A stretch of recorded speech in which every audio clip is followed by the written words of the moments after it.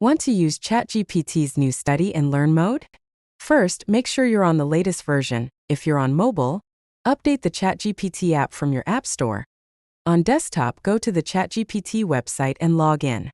You don't need a Plus or Pro subscription, just a free account signed in. Once you're in, look near the bottom of the interface for the plus button and tap it. From the menu that pops up, choose Study and Learn.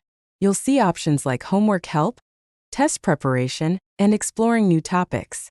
Tap Try It Now to activate the mode, then type in your specific study request. Whether it's breaking down a concept, creating practice questions, summarizing material, or building a test plan tailored to your needs. Use follow-up prompts to refine explanations, ask for examples, or get quiz-style checks. If you switch devices, repeat the same steps. Updates and login are all it takes to access the feature wherever you are. That's all it takes to get started with Study Mode in ChatGPT. If this helped you, tap like, drop your favorite learning hack in the comments, and subscribe for more smart productivity tips.